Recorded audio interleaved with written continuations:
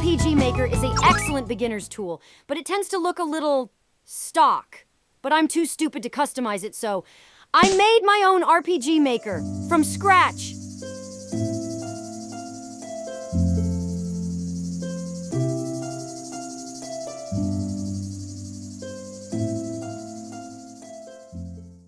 And when I say from scratch, I mean using the incredibly user-friendly and feature-rich game engine Unity. You may have heard of it. First things first, we need to dissecate RPG Maker and figure out a plan for our superior homebrew experiment. At the arguable core of RPG Maker's editor lies the event system. It can be split into two main parts: the conditions for triggering the event and the events commands that will execute when the conditions are met. As I want to feel different, I'll be naming the equivalent structure a scene, which will consist of conditions and events. RPG Maker comes with a few other features such as a script editor, map editor, 1 billion resource types, a battle system, yada yada. But I'm a busy woman with a frighteningly short attention span, so let's take it one step at a time and get a simple dialogue event running in Unity. First, we need a data structure to represent these events, or scenes.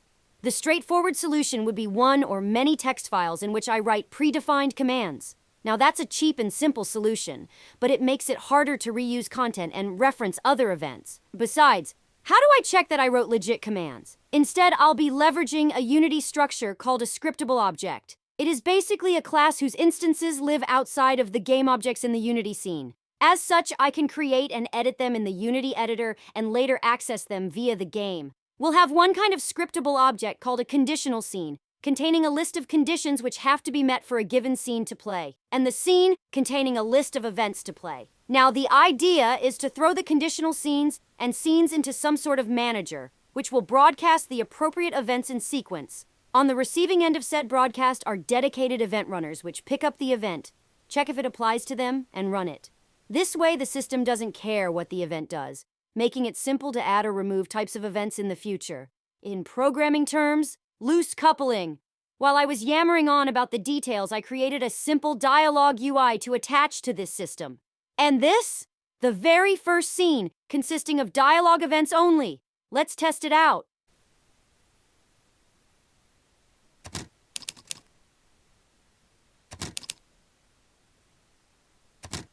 I'll be real. The moment your brain farts take corporeal shape feels so good. Now, I conveniently did not show the conditional scene part of the equation because it underwhelmingly just evaluated whether true is true. To make any real comparisons, I need custom variables. Brr, rat-tat-tat, brr, there. I'm 2 days closer to the grave, but I done did it. Variables, too, are scriptable objects with a value, min and max bounds, and a default value.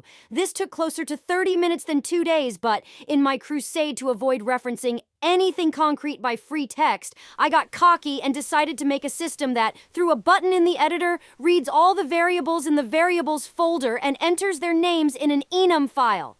This way, at the start of the game, I can load all the variables into a dictionary using enums as keys, and later retrieve whatever variable I want on the fly. With that in place, we can finally append conditions to outscene. And when we boot up the game, nothing happens because, times harassed by chicken is not yet 12. But you'll have to trust me. Brr! Rat-tat-tat-tat! Tink-tonk! Brr! Anyway, this was it for now. You may have noticed I'm using a slight voice changer because my name and general location is already in the description, and I don't need my family and friends to know that I'm in fact making a lead game. This devlog was safe for work, but that's not a guarantee going forward. Do subscribe for that, or if you're a child, do not. Goodbye.